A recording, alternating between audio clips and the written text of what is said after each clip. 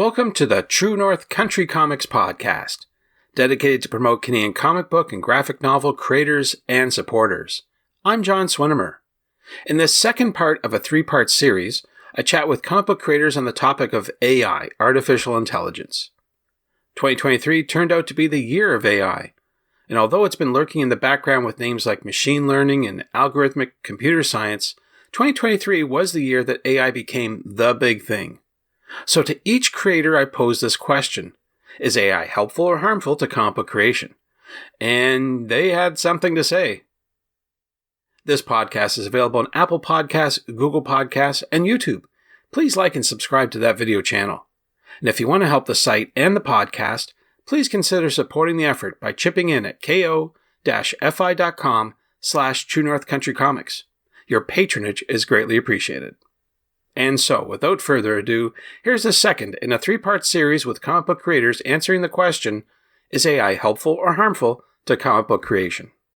Hailing from Halifax, Nova Scotia, Kate Leth is an author and illustrator working in comics, animation, design, and feelings.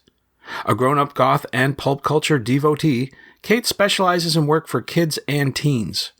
Her comics efforts have included Patsy Walker, aka Hellcat, Girl Over Paris, Spell on Wheels, and Adventure Time, among others.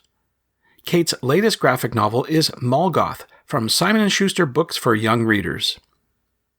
I think that I agree with a lot of people that have said AI is a tool. It's one that I think should be, I don't know if regulated is the right word, but I think that, when it comes to like what the WGA and SAG want agreements for in terms of the strikes that are happening right now, where it's like, we're not saying don't ever use AI, but there are certain things that are above and beyond, like studios wanting eternal rights to recreate someone's face using AI. Like, that's no good. That's not good. I don't like that. Or, scripts or things like that being entirely written by AI. But I do think it can be a useful tool if used properly and not as a replacement for art. You know what I mean? Like, you can use AI to help build out a spreadsheet for your pages or for your thumbnails. You can help it to break story problems, things like that. And that can be very useful. But I think if it gets to the point where it's just push a button, make art, then it loses something. And it's actually a big part of why I started doing these sort of sketchy comics that I do and I post on Instagram a lot that are hand done. Like, I draw those on paper and I scan them. And it was how I got my start originally making comics. And I was drawn back to it when AI art was really taking off on social media, even last year. And yeah, so to be contrarian, I just started drawing really sketchy comics by hand again. And I've enjoyed how people have connected with them. I think partly because there is, it's flawed and it's real and tangible in a way that AI is never quite gonna be. You know what I mean? Based in Toronto, Ontario, Nick Marinkovich is an illustrator, graphic novelist, and multimedia artist. He's worked for IDW, Devil's Due, and Marvel, as well as releasing his own titles under Image and Pop Sandbox. He's known for his signature ink-rendered, photo-based artwork that is heavily stylized. Nick's most recent work is Dead Romans, co-created by Fred Kennedy for Image Comics. And it's interesting you bring that up because I had a conversation about this just earlier this evening with a friend of mine. And I mean, definitely, as with many other artists, when using AI is a huge faux pas. It threatens your livelihood, first of all. And as well, I mean, there's an aspect of it being laziness, and, people who don't want to do the work, but want to get the result for it, Having said that, there's almost like that reality. Is it going to go away? At present, I haven't delved into it to the degree that I wanted to, but I've wanted to experiment with it in terms of, can it help my workflow, for example, with references, where right now I literally use a camera. Mm-hmm. And I have always wondered, can it speed up that process so that I can somehow make use of it to do that background work? But then when it comes to actually drawing, it's still going to be me. Like, I'm never going to let that go, because I feel at that point you're no longer being an artist. And anyone who uses it to completely generate their imagery, like, I'm sorry to say, you're not doing the work. It's interesting now that a lot of publishers, they're on board with, supporting artists about that. But I often wonder, the cynical side of me, what's coming down the road when, what happens when there's another recession and people can get really cheap art, maybe for their purposes. But who knows? That's in the future, and we'll see what happens. What happens with that? But yeah, it's certainly, I think, with every artist, it's certainly on our minds, right, at this point. Elizabeth Whitten is a freelance reporter based in St. John's, Newfoundland and Labrador. She received her master's in anthropology in 2012 from Memorial University. Instead of heading off to do her PhD, she moved to Halifax to attend University of King's College one-year Bachelor of Journalism. From there, she was Down Home Magazine's assistant editor for 4 years, before heading to Daily News with All Newfoundland and Labrador, where she covered the tech sector and healthcare. In the summer of 2021, she decided to become a full-time freelance reporter. Her work has been published by CBC, Atlantic Business Magazine, and Horizons. She's also the Independent's investigative reporter and has a weekly column called What Odds at City Hall. Her new book, Off Panel, about the history of Newfoundland and Labrador comics, is published by Engine Books. It's theft. It's not even artificial intelligence. It's just a program that steals other artists' work. Why would anyone dedicate years and years of storytelling and artistic development if it's just going to be stolen and repurposed by someone else? Artists, one, deserve to be paid, and they deserve to get credit for their work. And these programs are, just zapping that away. It's theft. I'm a reporter, and we're talking about how AI is, creeping into our own work, and we got to fight that. Based in Ontario, Emily Carroll is the writer and artist of numerous award-winning comics, both online and in print. Her debut horror comics collection, Through the Woods, won both the Eisner Award and the British Fantasy Award in 2014. Her work includes When I Arrived at the Castle from Koyama Press, a Baroque horror story dealing with lust and addiction, and a graphic novel adaptation of Laurie Halse Anderson's novel Speak. Emily is also known for the short comics she posts on her website. Her most recent work is A Guest in the House, published by First Second. Oh no, I think it sucks. I am not on board on it at all. No, I would never use it. I don't see the use of it, and I don't know. It's sort of, I can't fault people for getting excited about it because it's a cool trick to use, I guess. But all I see is just art that's being shoveled into the churn of it and the energy usage that it takes, and just, I am not a fan. I'm not on board. I certainly won't be using it. Matt McGrath is a writer and marketing professional who lives in Toronto. He currently works as a content writer, specializing in educational marketing. He's also the co-founder of the Toronto theatre production company Bygone Theatre. Matt's short comics have appeared in Gothic Tales of Haunted Futures for Renegade Arts Entertainment, Strange Romance Volume 3, A Soul Divided Caged in Flesh for Red Stalo Media, and Called Into Being. His most recent project was his first self-published comic, ID 10T Error, successfully funded on Kickstarter. Matt's newest Kickstarter venture is entitled Everyday Fears. It's definitely not helpful. I don't know if it's harmful yet. As of recording this, over the weekend on Twitter, I don't know if you saw this, but there was a guy advocating for AI generation for comics. And he posted a bunch of images for Batman, Batman panels that was generated by AI. And yeah, he was going oh, isn't this great? This is awesome. And then, of course, the Twitter community kind of jumped on his back and was being no, this sucks. And it did. If you look at it, I think some of the images were clearly copied from Mike Allred. There was a Mike Allred Batman in there for sure. There was definitely a Brian Boland Joker. And there's really weird things going on with Joker's hands. He had, 11 fingers on one hand, no real palm at all. Other things like that, the Batmobile had on one side I don't know, 2 headlights, and on the other side just 1. Yeah, they look bad. They don't look good. I've kind of browsed through a couple of AI generated comics, and they just look really goofy and ugly and boring. So yeah, I don't think we have anything to worry about it taking our jobs. I think the worry is that it's kind of scraping other people's images and stealing artwork to train itself. Like in the instance of this Batman example, like clearly copying Brian Bolland, Jason Fabok, Mike Allred art. So I think that's where the danger lies is art theft. Martin Duncan is the founder and publisher of Slam Press Tomes. Dedicated to crafting lavish, artist-driven tomes, he himself will be proud to own and display prominently on his shelves and coffee table.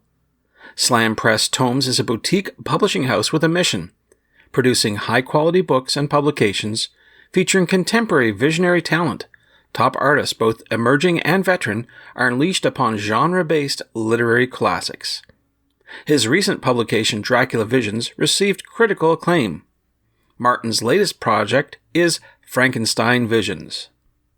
I'll step back first and say I think that AI has its place in certain things, but from a artistic point of view, I am staunchly against it. In a lot of cases, I think it's straight up theft because of the way that the algorithm works, and they essentially take a lot of existing works and modify them and almost Frankenstein them together to create new pieces. And I think it's just an absolute lazy way to go about creating these. If you have an idea, either take the time, learn the skills, or hire someone that has those skills to do the art. I find it a little bit of a slap in the face, to be honest, for artists. And I know I'm maybe coming off as a little bit harsh, but yeah, I'm not a fan. Based in Los Angeles, California, Jordan is the co-founder and CEO of Zoop. Previously, Jordan was the founder and CEO of subscription-based digital comic startup Comic Blitz. That was acquired in 2018 and rebranded as Con TV Plus Comics. Zoop was conceived by Jordan and Eric Moss, who's a co-founder and COO, in the summer of 2020.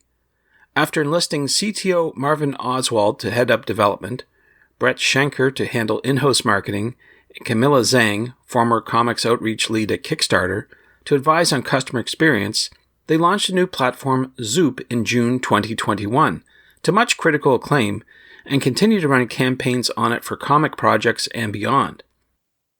Specifically to comic book creation, I think it's harmful. We could have a broader conversation about AI in general in society. I feel that there are more pros in the general area for AI, but specifically like when it comes to the arts, I don't want to say the definition, but the whole premise of AI is based on using other people's art. There's no getting around that. You know what I mean? Like there's no, AI is essentially a database filled with existing art and taking that existing art and making something else out of it. But the problem with that clearly is you're not getting anyone's permission. I don't know, John, if you saw, like if you're a big Twitter guy, but if you saw, there's a couple of panels, like Batman panels that someone put up a few days ago on AI, and it was clearly like ripping off Mike Allred and Brian Bolland, and everyone looking at that is like, well, you didn't do anything. You didn't create anything. You just, spoke something into a prompt and said, draw the Joker the way that Brian Bolland would draw the Joker, essentially. And that's what you get. So there's no creativity to it. There's no years of honing your skill, in order to actually become a great artist. Like I can't see someone who uses AI calling themselves an artist. You're not. You haven't spent time perfecting a skill or a craft. When it comes to artistic things, comics in particular, no. Yeah, it's basically by definition theft of millions of other people's work. Rob Norman is the producer of the CBC's Limited Capacity and Personal Best, which Time magazine calls easily one of the funniest podcasts on air. Rob is a Canadian Screen Award winner for his performance on City TV's Sunnyside. His most current project is a graphic novel, Future Favors the Bold, on Kickstarter. Yeah. Okay. So, I mean, this is a tricky conversation because my friends who are artists, obviously their livelihood depends on it. And I see a lot of comic artists getting very upset about the possibility of an AI comic. I'm less anxious about it only because I don't think it's going to be competitive. And I know the technology is getting better each and every day. I really do feel like the human element is such an important piece. I mean, I've spent a little time messing around with AI, and once you've created a couple images, you can kind of figure out really quickly what's an AI image. It's going to be the fingers. There's also this weird like filter that goes off of it. It looks like almost like you've put saran wrap over a picture. It's kind of like shards of glass. That's very common in an AI creation. And I feel like maybe because we're all pretty new to this, we don't recognize it. But in the same way with a bad Photoshop filter, I feel like the future is going to have so many of these AI images that we're going to become very sophisticated in figuring out what is AI and what is not AI. And I feel like people are going to hunger for the things that are not that. So clean lines, human stories, human expression, all of those things that AI is going to struggle with for a very long time to master. Ashley Hasfal is a 2D designer and screenwriter whose work as a background artist can be found on popular television shows such as the Emmy Award-winning Rick and Morty, Magic School Bus Rides Again, and Esme and Roy. She's written multiple episodes for popular kids shows like Xavier Riddle and the Secret Museum for PBS. Pages of her self-published comic Initium were displayed at the Jeppe Entertainment Museum exhibit Milestones African Americans in Comics, Pop Culture and Beyond in 2013. Ashley's work in graphic novels seek to center Caribbean diasporic identity and mythology mixed with lighthearted comedy. Any help that it could be is too eclipsed by the harm that it does to artists in general right now. I think that when you have a program that only exists because it essentially mines the internet for all this other art that people have created and amalgamates it into something else, it's unethical. And I think that as artists, we have our own tools to work with that while they might not be perfect for our workflow, that still work well enough for now until we have a technology that doesn't rely on mining other artists. And so I think that it does too much harm for me to work well enough with the good. Thanks to all the creators for their feedback and participation. You can discover the full interviews with each creator on TrueNorthCountryComics.com. And thanks to you for listening to the True North Country Comics podcast. If you haven't done already, please subscribe to and like this podcast on Apple Podcasts. And please check out the TrueNorthCountryComics.com website and check out all the creators who have done the interviews over the years. True North Country Comics is now on YouTube. Please like and subscribe to that video channel and hit the notification button. You can follow along at True North Country Comics on most social media sites. And remember, you can always send your feedback to John at TrueNorthCountryComics.com. If you want to help the site and the podcast, please consider supporting the effort by chipping in at ko-fi.com/True North Country Comics. Your patronage, as always, is greatly appreciated. Thanks to you for listening, and come back soon for another episode. Bye for now. True North Country Comics Podcast, a copyright True North Country Comics, copyright 2023.